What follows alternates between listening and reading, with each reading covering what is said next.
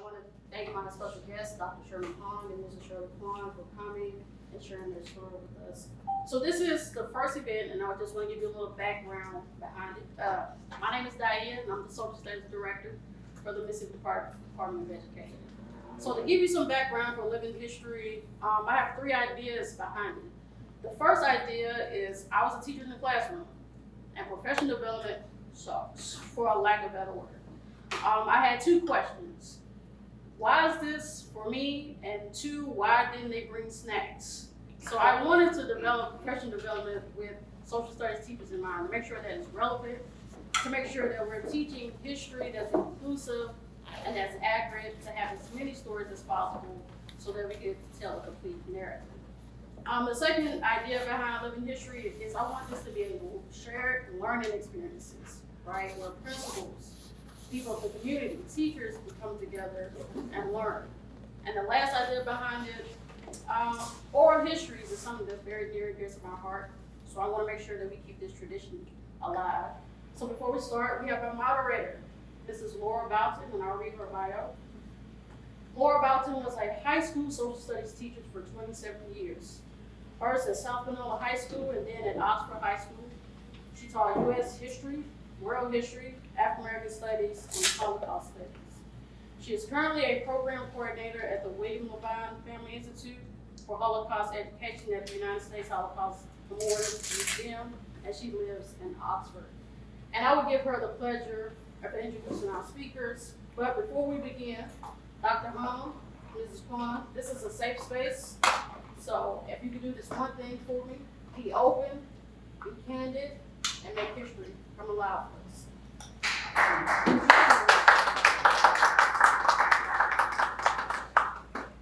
Well, first of all, this is a real pleasure for me.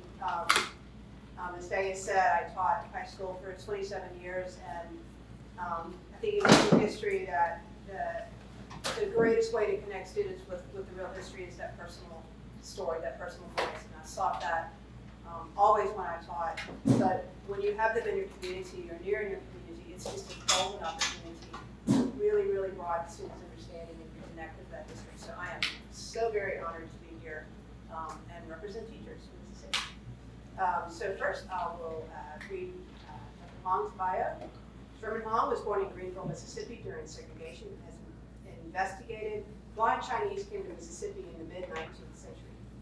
He entered white public schools soon after he was promoted in Greenville and tells of experiences in a deeply divided South from 1940s to 1960s. In addition to this, Dr. Hong gained a music education degree from the University of Southern Mississippi and embarked on a long, storied career in music around the state.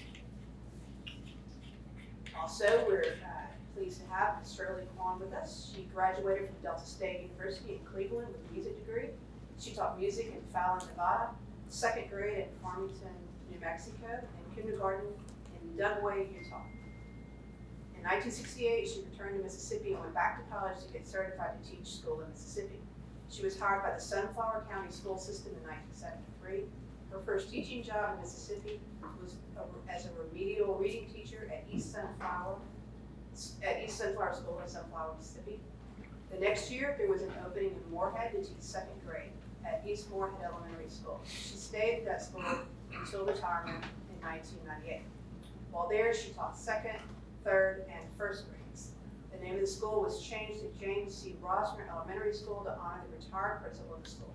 She retired after having taught in Mississippi for 25 years, but as you can hear, she taught longer than that and had quite an experience in the country. So we are so thrilled to hear your stories, and we'll proceed and we'll have some questions at the end.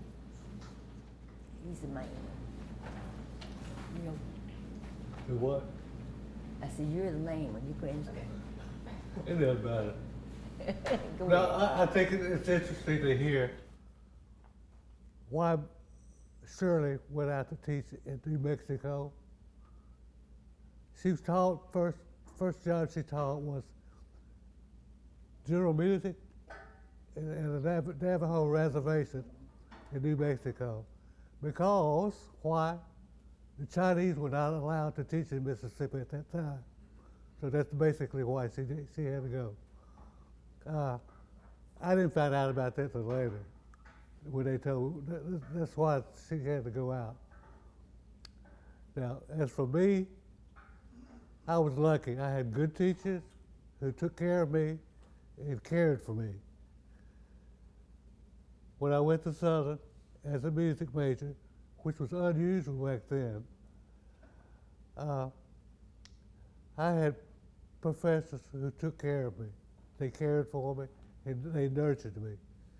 And I always suspect now that the reason they wanted me to go to graduate school was they wanted me to come back and teach there. And that's what happened. So I went to Northwestern, worked on my master's, got it, and then I came back and studied my doctoral study, finished my doctoral studies, and got my doctorate there. So, anything else? Well, anyway, I was lucky. My teachers guided me. They took care of me, and they cared for me. I always suspected now that I think of it, they wanted me to come back and teach there. In the long run, I think that's how it worked out. And I had a successful career there, teaching. One of my students was Dr. Ben Burnett, who is now the president of William Carey. And another student was one of my music students, my percussion students, is now the conductor of the U.S. Army Band, which I think is a high position for him. And I really appreciate that they work. And they give me a lot of credit for that. It's them that did the work. But anyway, okay, anything else y'all need to know about me right now? That's enough. I don't talk a lot. You can ask my wife about that. She said, you don't talk a lot, do you? No, I don't. In fact, I got a funny story to tell you about that. At the time, we were dating. I was a graduate student working on, and she was an undergraduate who just was very talented and was a singer, opera singer, by the way. And she went to my chairman because I was a student and she was a student. And we didn't know whether we could get married or not. It was her idea, by the way, to get married. She went to the chairman of the Department of Fine Arts Department and said, Dr. Minotti, can I marry Sherman? I thought his answer was priceless. He said, I don't know. Don't you think you better ask him first? That was true. From that moment on, we knew we were okay because we got married, had two wonderful children. One's a doctor, and one's a teacher. So, that's enough about me for now. You go ahead. You talk about yourself now. No, that's enough. Huh? Go ahead. Oh, after I retired in '98, I stayed at the school because the Mississippi Arts Commission was giving grants to have music in the school. So one of the Teach for America teachers wrote a grant for us. So I stayed about 5 more years teaching music class for 2 days a week. And I talked to my principal one time. I said, these children need exposure. They're just staying Moorhead, And so I said, I'm going to look for a festival that elementary children can attend. So one time there was John Jacobson, Spirit of America, has a festival every year. So for about, the first one was in Jackson. I didn't know it was for one day. I didn't know what it was. So I said, I took about 2 or 3 children, you know, there to that festival. And I found out that was America Sings. And so the next few years, I notified them and said, do you let elementary children go, you know, because I know I didn't want them to, they weren't ready for competition or anything like that. I said, yeah, they accept second grades on up, you know, whatever, grade level. So we went for about 5 years. First year went to Nashville, Tennessee. Second year, we went to Atlanta, Georgia. And third year went to Washington, D.C. And another year we went back to Atlanta, Georgia. And the children, this festival, the children had to make a difference in people's lives and do community service, you know. So every year, every group that went took canned goods and to the festival, and they distributed it to the homes in that state, in that town. So I stayed there till 5 years. And I'm glad I did, because I had some good children. They could sing too. Most of those children, I had mostly black children in Sunflower County. They could really sing, I tell you, and they performed just like professionals, I'm telling you. I enjoyed my experience with teaching them. Thank you. And mine's just 2 days a week, right? Yeah, yeah. That's all. You through? I'm through. Okay. That's my life. Then I want her to talk about the Chinese. I don't know if you do, but That's what? talk about the Chinese school. Yeah. Back then, in early 40s, 30s and 40s, the Chinese were not allowed to go to the white school. I'm going to put it that way. The white school. We were not allowed in the public schools. We could go to the black school, but that was it. The Chinese, to me, were smart enough to know that didn't pay off. We know how much they spent on students for black schools and how much they spent for white. It is very unbalanced.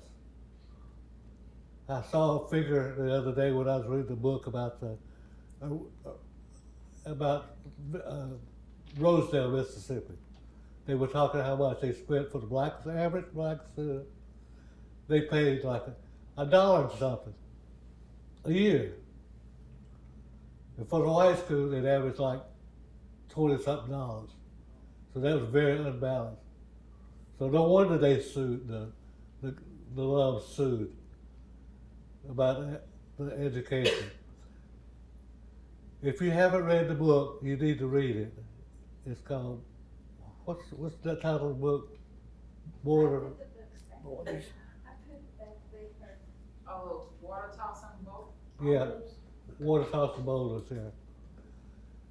Because that's an interesting book, and for all of you who like history, it is so well documented.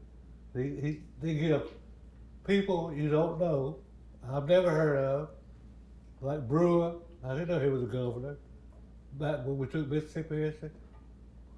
I never heard of him, but he was a Brewer. Brewer was an ex-governor of Mississippi. He had a lot to do with the case of the Gubs, Love. The Loves had 2 children, 2 girls that were going to school, public school. They were allowed to go. But then all of a sudden, the next year, they said, okay, you can't go anymore. You have to go to the black school. Well, they knew that was wrong. So they hired this lawyer to sue the school system, and they did. He won the case, but you know how that goes. In Mississippi back then, it didn't matter. right? Because the white guys did what they wanted to do, and that's what happened. They overruled that case and said, okay, that doesn't matter, you still can't go. So this case went all the way up to the Supreme Court. And what happened was this.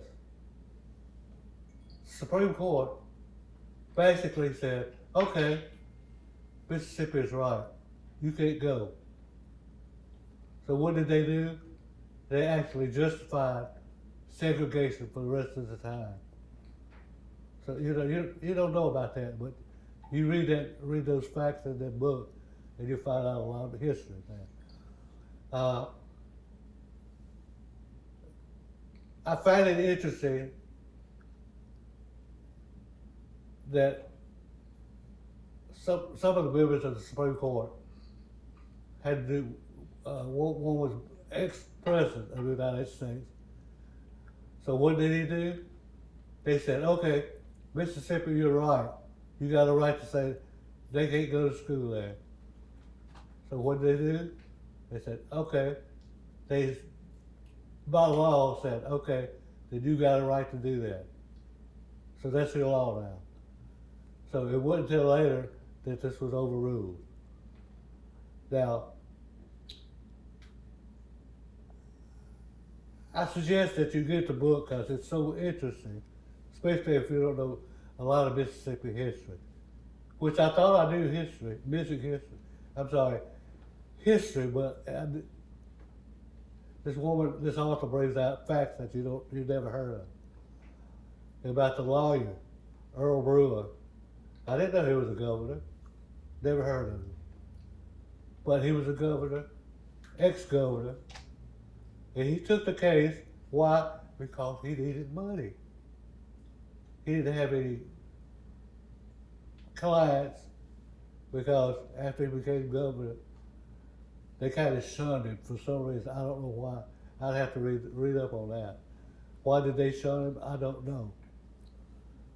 Anyway, the other white guys, lawyers and so forth, were happy that he was having trouble. Because he took that Chinaman's case, right? And that was wrong at that time. Okay, but anyway, they took it all the way to the Supreme Court, and then the Supreme Court said, okay, you got a right to decide what you want to do. And so in other words, they said that segregation was true. And it was a law in Mississippi at that time. And it stayed that way. It wasn't until later, was it Brown versus Brown? Brown versus Board. Yeah. That it was overruled. Okay, now let me go back a little bit and tell you about why are there so many Chinese in the Delta, especially the Delta? Well, when they did away with slavery, they needed labor. They needed high labor. They needed people to work in the fields, in the cotton fields, plantations, and so forth. So consequently, somebody in New Orleans, I think, came up with the idea that, look, there's a lot of poor people in China, Canton, China, places like that. So if you read your history, you find out a lot of them came from that area because they were willing to come to Mississippi to work. But what they didn't realize was they were being hired to be part-time labor.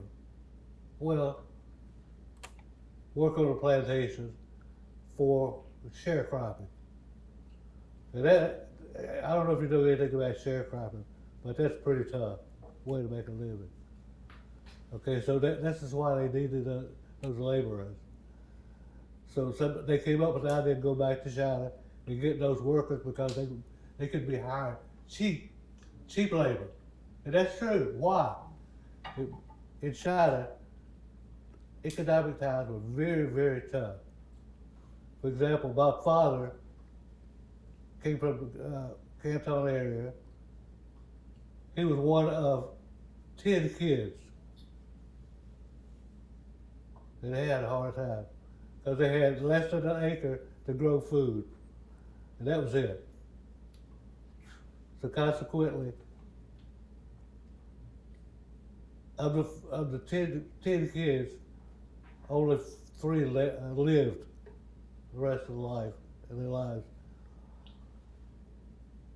But let me tell you about my dad, because I think it's an interesting story. Dad came over illegally. He was one of those illegal immigrants. Why? He had no choice. Because in the books of America, there's a law called the Chinese, what's it called?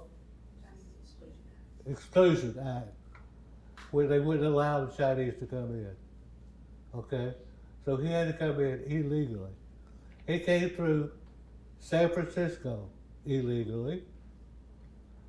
When he got here, I don't know, it's like the old Underground Railroad. These guys got together and said, okay, you here, let me help you. You here, let me help you. So this is how the Underground worked. So Dad landed in San Francisco, and then he went to Cuba, of all things. He went to Cuba, worked on the sugarcane fields there, and made a living. And by the way, he could speak Spanish too. So that was interesting to me. He knew how to speak Spanish. Of course, I could barely speak English, much less Spanish. But anyway, when he got to Cuba, he worked a few years in the sugar fields. And then he got some other cousins, I suppose, a relative, that got him to New York City. He got tied in with the regular Chinese. He saved enough money to come to Mississippi and open a grocery store. That's how we got so many grocery stores in Mississippi, because that was the easiest way to get a job. If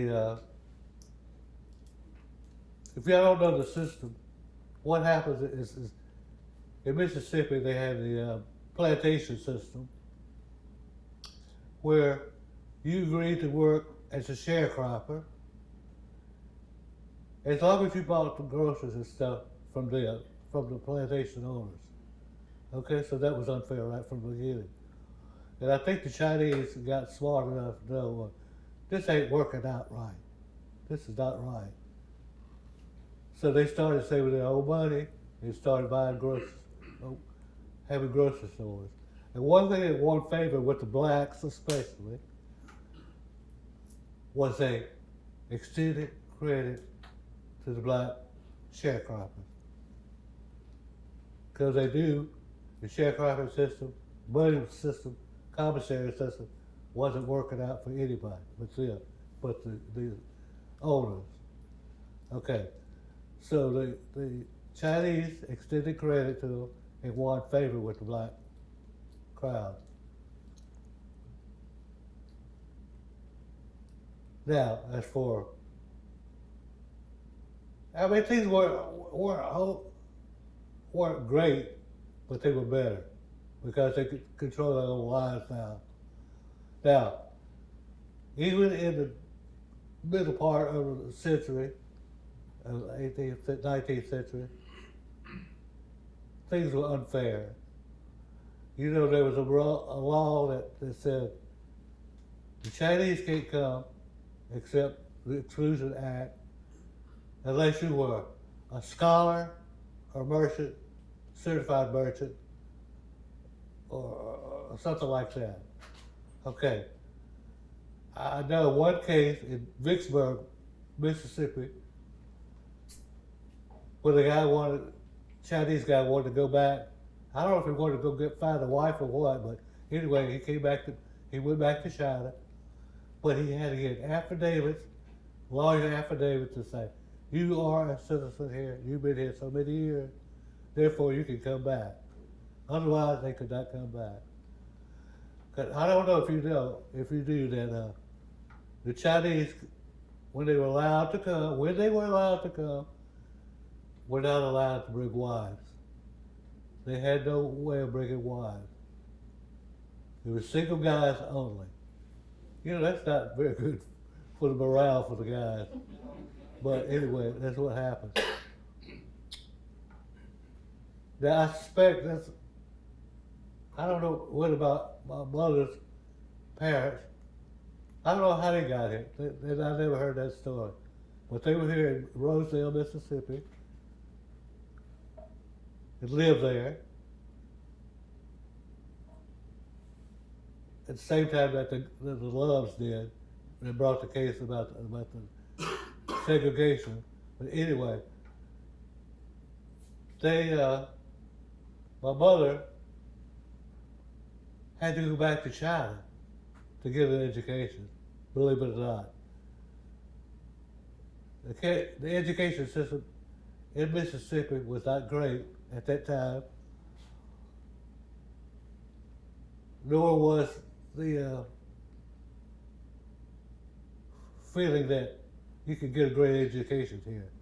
Consequently, did I tell you about how much they allowed it for the blacks and the whites in the school system?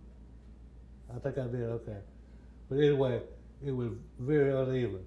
Now, why did the Chinese resist going to the black schools? Because they were allowed to go there by law. But why did they not go? They knew the education that they were going to have at the black school system was not going to be good. As you know, those guys were mostly sharecropping. So when they weren't sharecropping, they couldn't go to school. They could go to school. But that, of course, they didn't jive with what the Chinese had in mind. Because I will tell you this, the Chinese have a habit of this. You go study and do what's right and work hard, period. Now, Shirley can tell you, we had a grocery store. We all worked at the store, every one of them. From when we could count money, and you could give change, that was it. Then you could work at the store. Now, I learned a lot of things. I learned to stock groceries. I learned to cut meat. And I learned a lot about the law and the fact that at that time, we didn't have all the rules about alcohol, tobacco, and so forth. So I could sell somebody charred tobacco, sell them a couple beers or whatever, and nobody said anything about it. So things were a lot different back then.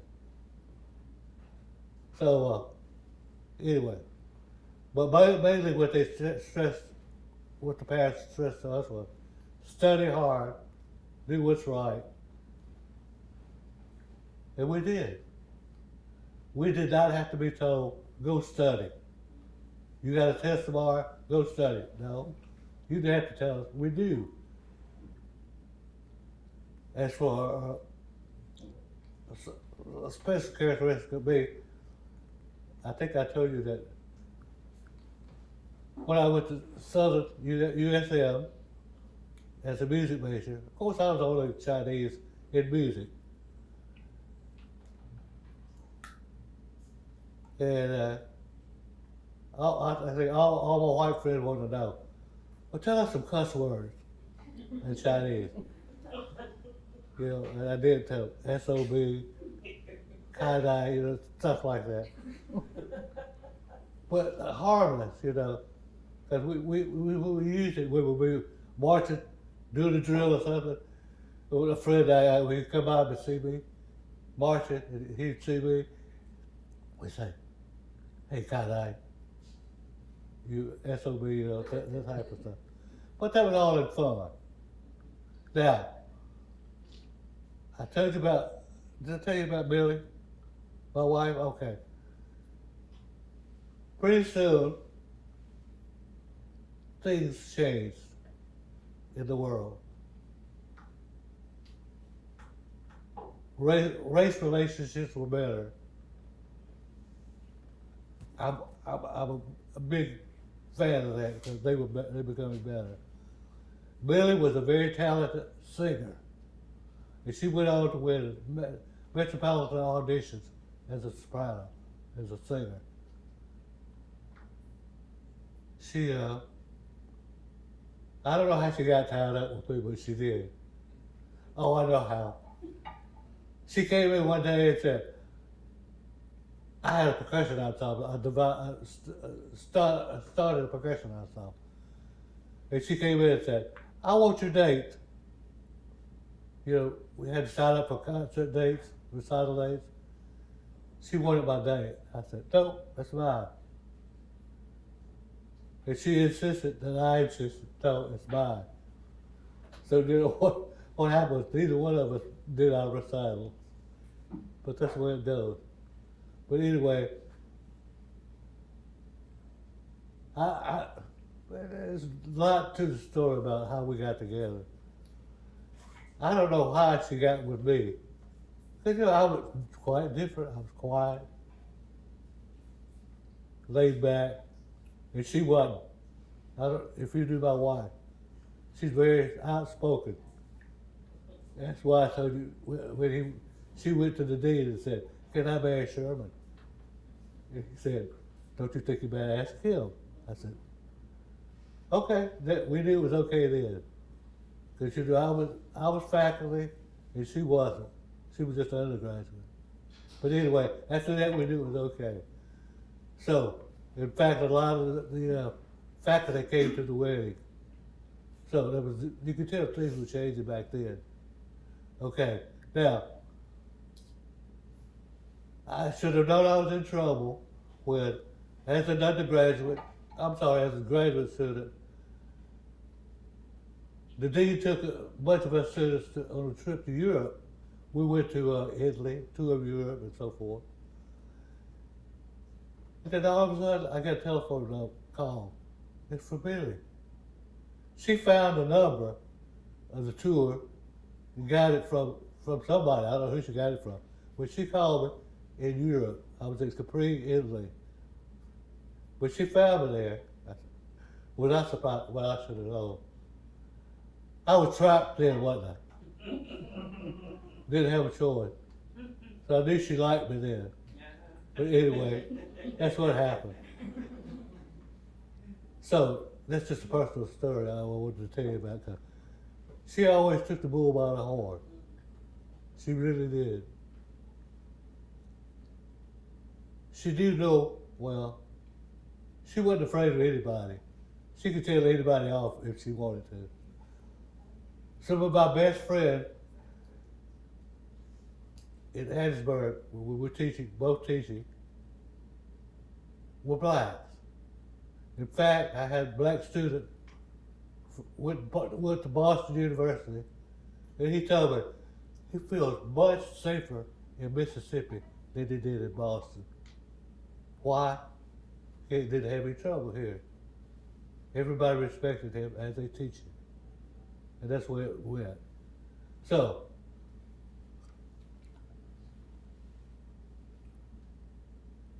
Billy and I got together, married, had 2 children, a boy and a girl. The son is a doctor, and the daughter is a teacher. And they're both very successful. Okay, now, don't you have anything to add? Anything you want to add to your story? I'm trying to get her involved more. I'm doing all the talking. I want somebody else to talk. Okay, well, anyway, in fact, that black professor taught voice, and he asked me, do you think it'd be all right if I dated this Hispanic girl? I said, why are you asking us? Ask her, not me. And that's what my wife told her. Hey, it's your life. You date who you want to. And he did. In fact, he did marry a black girl, by the way. Last time I saw her was in He was a chairman somewhere in Texas, music chairman. But anyway, he was very successful. Now, can I get a little more about my own life? Yes. Okay. I was successful in music. I played the Mississippi, it was called Mississippi Symphony then. I don't know what it's called now. Is it Jackson? Anybody know? It was Mississippi Symphony back then. I got to play with some good artists.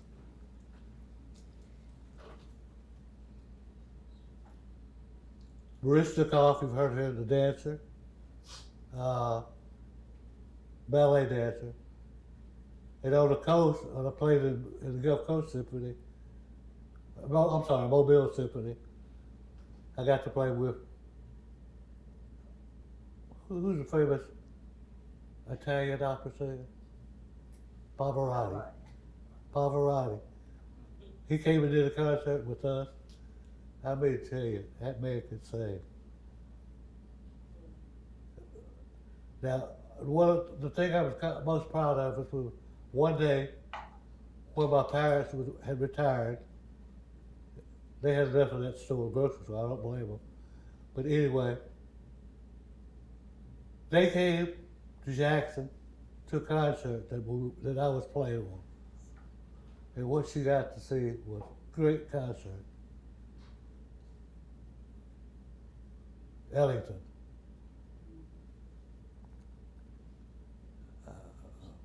Well, anyway, I can't remember it.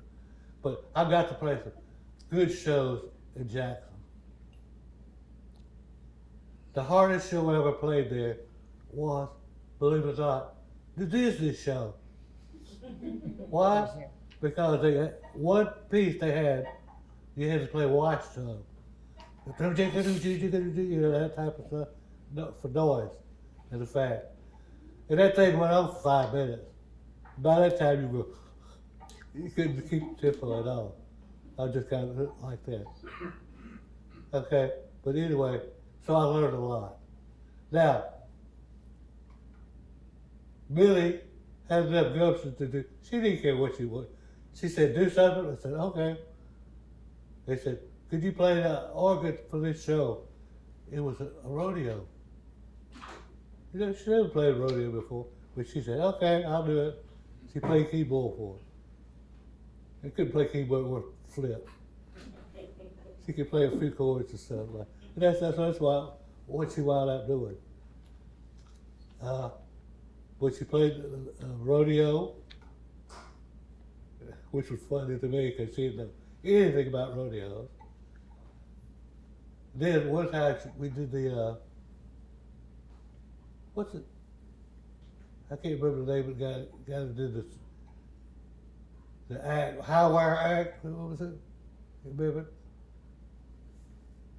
But anyway, he did his show, his circus. Circus du Soleil. Who? Cirque du Soleil. No.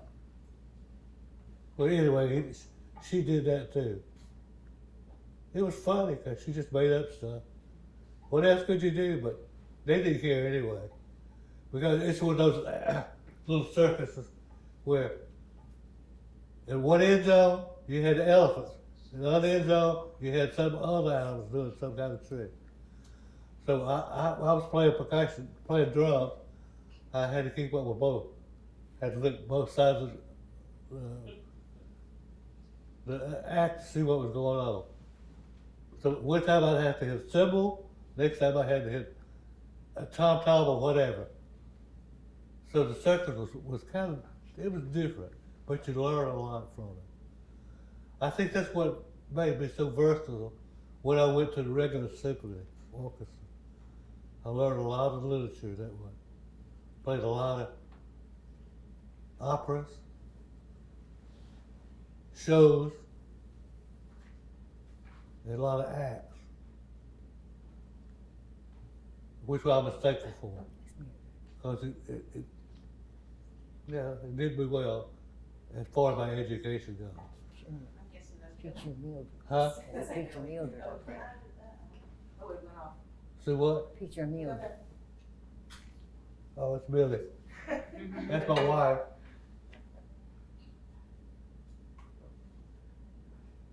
Yeah, as you can tell, she's quite a woman. As you can tell, she's white. Yeah. And she wasn't afraid of anybody in the school. She'd tell them off. She didn't care. So, that's what was good about her. She didn't care. Sherman, what's this a picture of? What are we looking at? Oh, That's the okay. Chinese school. You tell them about Oh, that. okay. That's the Chinese school. Okay. All right. Can we take over? Yeah, you take it. I just want to share some of the activities we did at the Oriental School. The school was located 215 Nelson Street at the time. I went from 1943 to 1947. There were about 30 students at the school each year. Mrs. E.B. Reynolds, who was hired by the Greenville Public School System, was my teacher. School was from 9 o'clock till 3:30. We stayed at the school afterwards to attend a class where we were taught to speak the Chinese language. The class started at 4 o'clock and ended at 7 o'clock.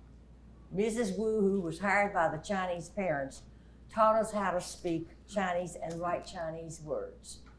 The Chinese speaking class met from Monday to Friday afternoons, Saturday morning, 9 to 10 noon. The classes at the Oriental School were small. The grades attending were grades 1st through 12th. There were only 3 students in my class. Mrs. Reynolds would take one class at a time and get them busy and go to the next class and so on. We were taught reading, writing, and arithmetic. We were also given a chance to become actors. We were in plays and performed in front of each other. On Valentine's Day, we would make cards and buy Valentine cards and exchange them. I remember doing an art project where everyone painted flowers on a piece of cloth to make a curtain for a window. This is the Chinese school. It's just a regular school, just a regular house. There were some steps right here somewhere where we all went outside to play. And in the back, there's a residential section. Okay, next picture. I called it a shotgun house. That's what it looked like. The school was a house, like I said, in front of part of the house was used as a classroom. Push it up a little more. Can you push it back? Okay. Enter the classroom. There's a bathroom on here, inside, one for boys, one for the girls. On the floor, there were desks for the students right here. Oh, I forgot this thing. Right there, on the desk. Okay, as you can see, there's a space here somewhere where you put an inkwell and you put a pencil. This is the space for the books. And this is the seat. The seat is connected to the next desk behind. It's weird. And they were screwed down, so you couldn't move. The lights, you see the light bulbs? I can't see the light bulbs. That's amazing. Were hanging. There's bulbs that hang. Right up there, right there. See right there? Hang from the ceiling. Okay, over here, you have a cursive writing. We were taught cursive writing, okay? And here you have cutouts. It was actually Christmas time, I think, this year. This is Miss Reynolds right here. All right, on this other side, there were posters on Chinese Christmas posters that you could buy. Right here was figurines.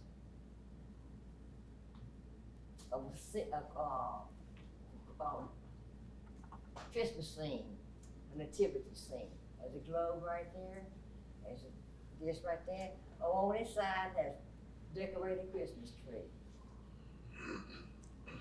There was a door on the right side of the room, somewhere right here, And we saw it. which we used to go outside to play games. We played ordinary games that other people play, other children play, such as Ring Around the Rosie, May I, Red Rover, Rise, Sally Rise.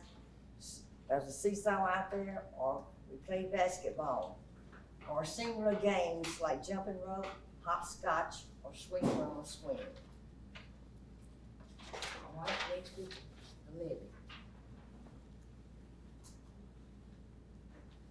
All right, you through? No, not quite.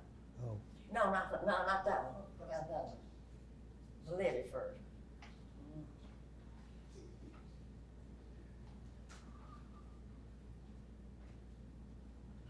Can you push it up a little, the other people, okay, that's all right.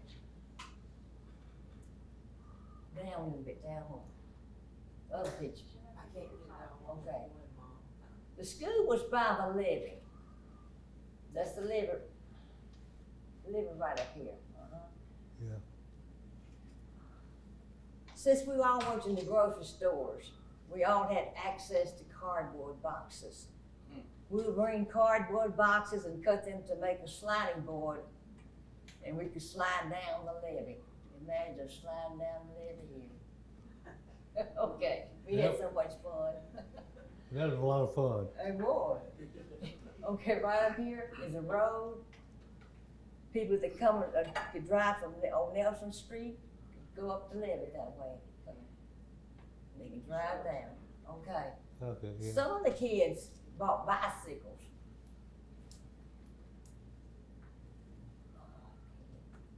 They rode a bicycle on the road, and I tell you, some of them fell down on their skint knees too. Now, next picture. This I found very interesting. What? Can you turn it up? Way now. Up a little bit more. Paul Chulin and his brother and parents lived in the back of the school after the school closed. We closed in 47, okay? And we told Carolyn and I asked him to get his sketch what was inside the school. So, this, of course, this right here is, right there is a school part. In the back, living quarters, okay? Can you push it down a little more? Okay, I see a table. Yeah. Right up in here. See a table and the stove right up there. And he also has a living quarters there. He had a place where his parents slept and where he and his brother Sam slept. I looked at the picture and I said, that's interesting. I said, what? He's got a tub up there. I said, what was the tub doing there? He said they didn't have a bathtub, so they used number 2 tub, which is very familiar because we had to use one too, because the house that we lived in had no tub either. Although the bathtub was in the store. Okay, thank you. Not the last one. Oh, I'm sorry, that's it. Their family stayed there from 48 to the late 50s. And now every year, a local photographer named Mr. Sauer would come to the school to take our picture. The pictures were found at the Greenville Public Library, excuse me. Every year, our dental assistant, Mrs. Rosalie Bloom, who worked as a dental assistant with the health department, would come by the school every year to check our teeth. She would check our teeth and write on a piece of paper what was needed to fix our teeth. We took the paper to our dentist. When he finished the job, he would hand us a dental certificate. We would give the certificate to our teacher, Mrs. Reynolds.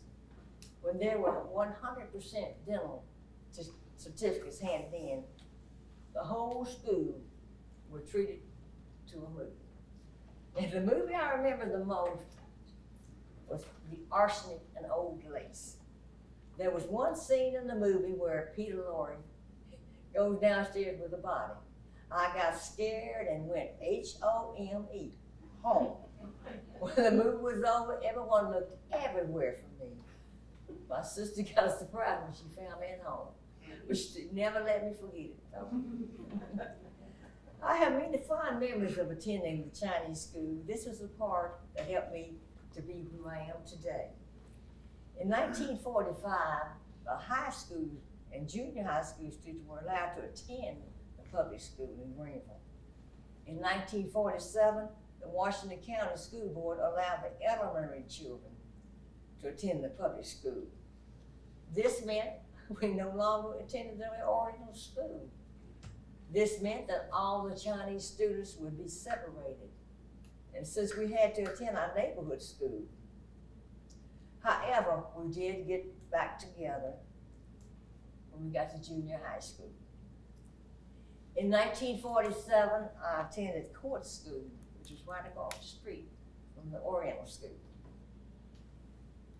The school building was an old courthouse at that time. It was located on North Poplar Street, which is across from the Yellow Fever Cemetery. I was in the 5th grade, and my teacher's name was Mrs. Paxton. The court school was torn down, and the name of the school was changed to Susie P. Trigg. And it's now called McBride Pre-K Academy. It is located at 438 North Poplar Street in Greenville. The Yellow Fever Cemetery was cleaned up, and it's now Harriet Blanton Field Park. Thank you. It's not hard. Let me get back to him. I want to lighten the subject a little bit, because it wasn't all serious, because as you know, us guys like to get together and play games, whether it's football, baseball, or whatever. And so we did that a lot.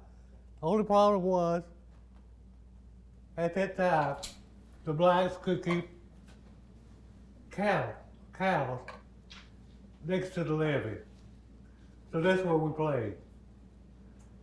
We had to be very careful about the cow patties, because we could really fall in them or step all over it.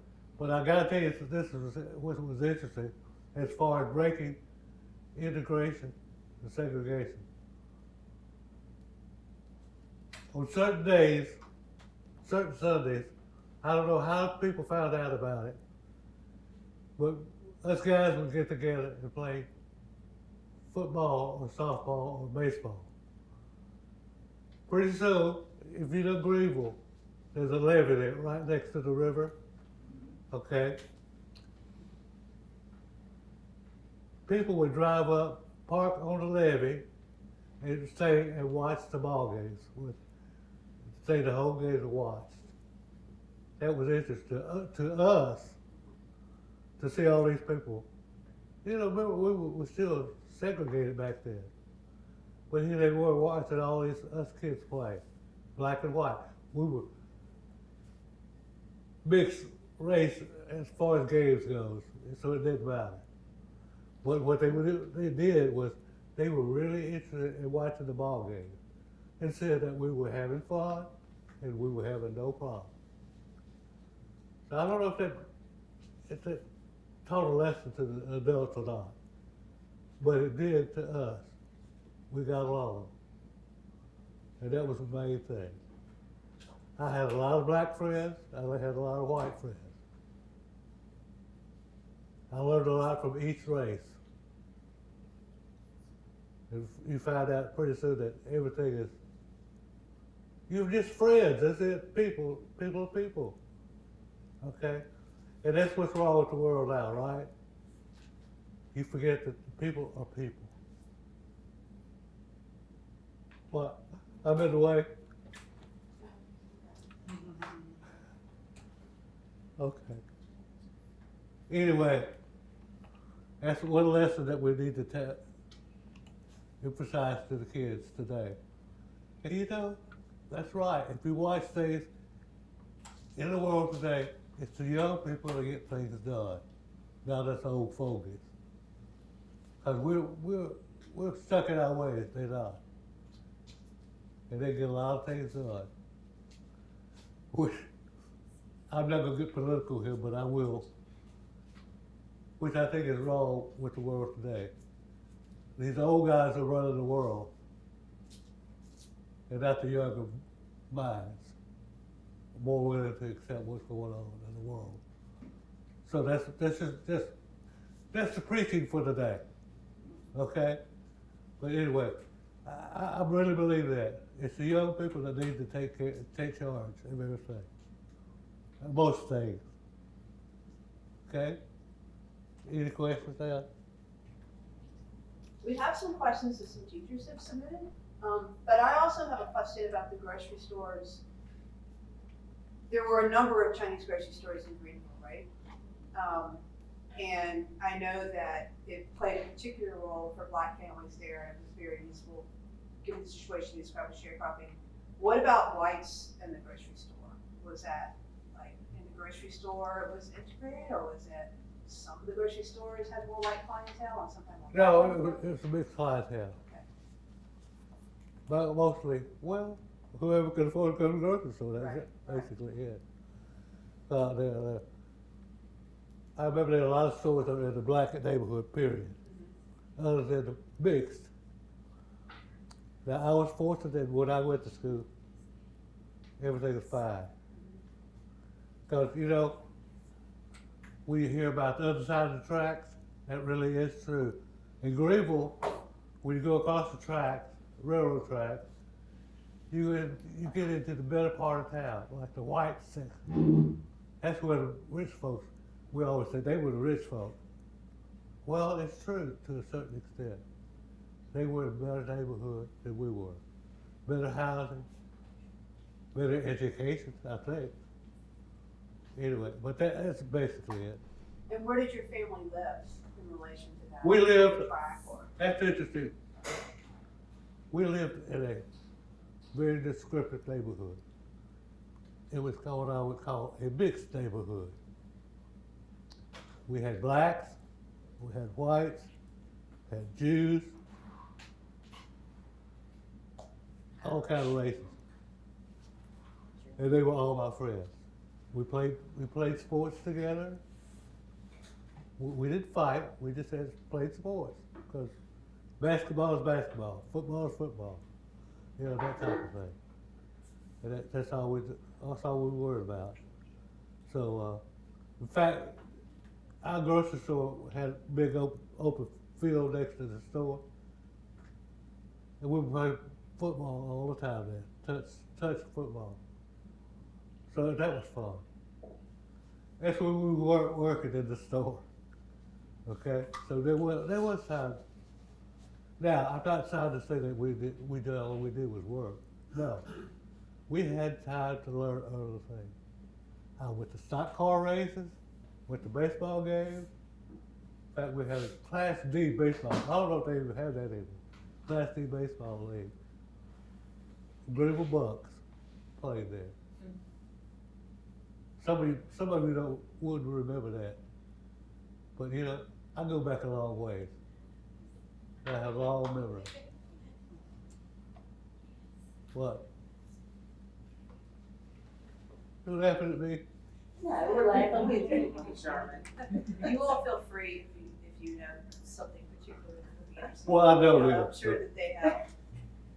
I think we could spend hours here listening to you. I have a million questions, but I'm going to refrain and try to stick to the ones that the teachers have posed. There were a lot of questions that asked, of course, about the situation with segregation, like how did that impact Chinese?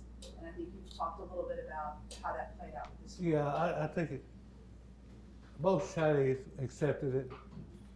but we didn't do anything about it.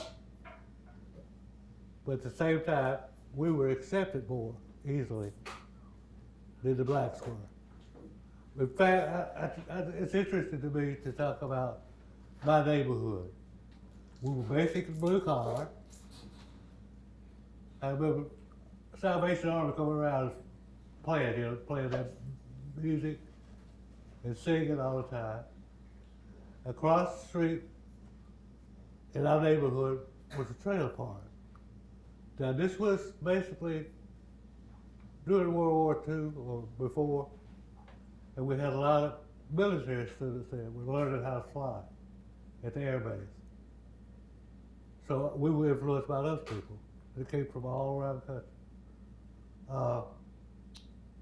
But what was interesting was in the trailer park, you know, we started a so-called rock band, and we practiced in the washroom of the trailer park. So I guess you could call us washroom band. It was fun. We had a lot of fun. And what it is, the owner of the trailer park, or the guy that ran it, was white. His wife was full-blooded Choctaw. And their son came out to be a band director later in life. He was a good band director. Big guy, big heavy guy, but of course he was a tuba player. But anyway, okay, you got anything else you want to add? Any questions? I just add this. As a whole, we got along with our neighbors, period. Yeah, we had the grocery store.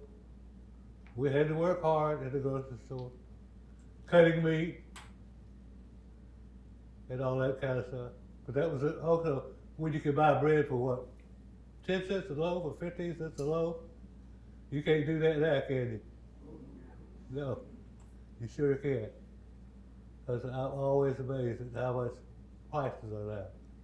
You can't buy an apple by itself without 30, 40, 50 cents for an apple. More than that, probably. I don't know. Anyway, but main thing I'm trying to emphasize is this. We got along. Somehow we got along. Okay, so you make your own life. If you want to make it difficult, go ahead. If you don't want to make it difficult, go ahead. So that's basically where we were. We live and let live. That was my philosophy. Live and let live. In fact, it wound up my parents' philosophy too. Now, don't get me wrong. We worked hard, and we knew what was right and what was wrong. They taught us that. Do what's right. Some people say, well, why don't you know Chinese? Why can't you speak Chinese? That's my mother said, you're in the United States now, you don't need to learn it. I said, oh, okay. It made sense to me, didn't it? Now, like I told you, all I can do now is a few cuss words. That's it. It's done me well, okay? So I'm not going to complain anymore. All right, anything else? Shirley, you want to add anything? What about the churches? You know, the Chinese involvement with the church? mission? Yeah. You want to talk about that? Well, the Baptists were nice to the Chinese. They had our mission school. They were up there. Let us attend us. Yeah, At the First Baptist Church. yeah. The Chinese were taken in. I guess they were considered worthy of saving by the Baptists first. Mostly the Baptists. I don't know why, but they did. And as far as it goes, it's still primarily Baptist. I never heard of an Episcopal church until I married Billy. Okay? I heard of it, but I didn't know anything about it. Now, because you know everything is so different in the Baptist church as opposed to the Catholic or Episcopalian church. So, anything else? The Mississippi Delta is famous, as Mississippi is famous for its food. What about how Chinese food or Chinese food traditions intersected with Southern food? I'm Was sorry. there- How did Chinese food, traditional Chinese food, sort of intersect with Southern food? I don't know. I couldn't tell you that. Maybe you guys could tell. Right on, Mike. Let Shirley talk about that. We used to eat what our daddy cooked. He did all the cooking. Yeah. Uh-huh. Our father did, he was a great cook. Yeah. Whatever he fixed, we would eat, because he knew how to cook. Did he cook Chinese or did he cook? It's a mixture, Mix. mixture. You know, it depends on how he felt, how much he wanted to work on that day. Anyway, so we learned a lot of variety in life as far as eating, cooking. Except eating, this is one thing I gotta tell you. I was active in the band, high school band, and we would take trips to state contests or whatever. I had to keep my mouth shut when we would go into a restaurant and order something, because I didn't know what to order. Because my daddy never told us what this food was. I said, okay, whatever you say. I watched somebody else and said, okay, I'll eat that, one of those. A hamburger, simple thing. We never had hamburger. I remember before he died, he had a fit when we said, well, let's go get some Kentucky Fried Chicken. No, he wanted to cook at home, period. Why? It was cheaper. And it was, and better. But that's the way it was. Anyway, okay, anything else? What are some of the Chinese kids you played with in the neighborhood? Chinese people? Yeah, who were they? Remember Joe Gadu? The Seeds, that's who else? Shirley, you might remember who the Chinese neighbors were. Sid family. You remember Me John Company? Yeah. How about the ones in Victory Market? Victory Market? Victory Market about half a block down from where you were. Herman, come on, Herman. Yeah, Herman. I don't remember everybody. That's one bad thing about me. I got a bad memory. Sometimes on purpose. But not usually. I guess that's the problem with taking that nerve medicine where you're supposed to get brain power back. I said, sometimes I don't need that. Sometimes those are things I want to forget. Because, you know, right in the middle of something that happens in my life, it's a tune comes in my head. I said, where did that come from? I don't know. It just, that brain medicine worked. But anyway, anything else, Shirley? Richard, you hadn't said anything. You want to say anything? No. Richard's a quiet one. Okay. What's life like living in the back of the store? Was there, how many of there were there? Back in the days, back in the store, we had to. Yeah, it depends on the store. Some people lived in the back, some people lived on top. We had a separate house. Oh, By the way, at that time, the Chinese not allowed to own land. So most of the Chinese stayed in the back of the store Yeah, because we couldn't buy a house. that's right. well, you talk about in the 30s and 40s. Yeah, Right. they were not allowed. Before the World War II. That's why Shirley had to, when she went to New Mexico, she had to teach there instead of in Mississippi. she wasn't allowed to teach in Mississippi. Now, I heard a story that my old high school band director was gonna hire me anyway when I graduated. It's still against the law for Chinese to work, teach, but he was gonna hire me anyway. So I thought, well, that's favorable. Because he looked on me as a successful son of the Delta. In fact, he's the one, the band director, he would allow me to write a drill for him. You know, I was just a kid. I didn't know what the heck I was doing, but he said, do the show design. I did. It worked out kinda. You know, it was just mistakes that I made with myself. Okay. All right. Anything else? Bored? Y'all bored? Definitely not bored. I don't think anyone in here is bored. I think we could listen. Huh? So the two, nobody's bored. We could listen to you two for a long time. Yeah. Have something else? Dad, you have a lot Well, of good stories about stuff. Well, And maybe the I got a funny story. Let's hear it. I came to the United States. I didn't know what color mean. You know, yeah, I came to the United States. First, I looked at it, some of the restaurant, the bathroom, water fountains, they color only. I couldn't figure out what it is. You know. Yeah. One day I was sick. Went to the doctor's office. This time they got a color waiting room and a white waiting room. Yeah. I keep thinking about, I am a Chinese, a yellow race. It's a color race. Or yellow is a color race. I'm not white, so I went to the color side. Yeah. Because I thought I was a color. I am a color.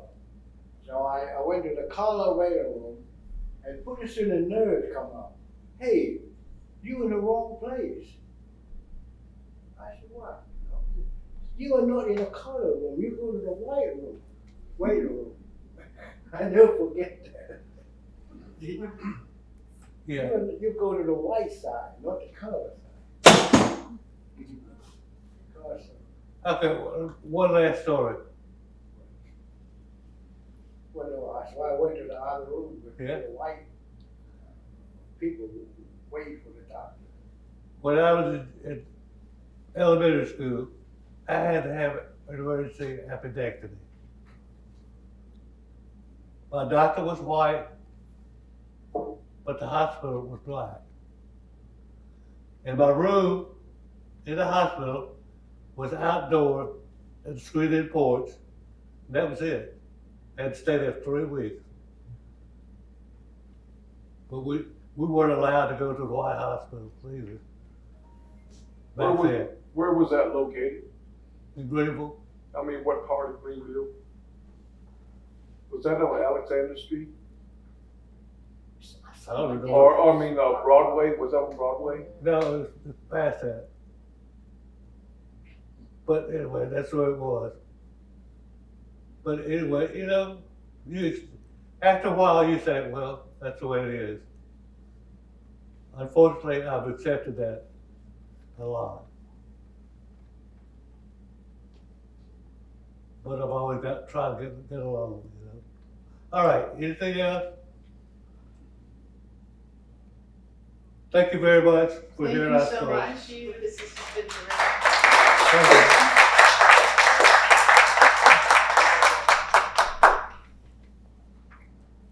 Wow, I don't know, I'm speechless because I had little knowledge about, you know, the Chinese Americans and the desert as well.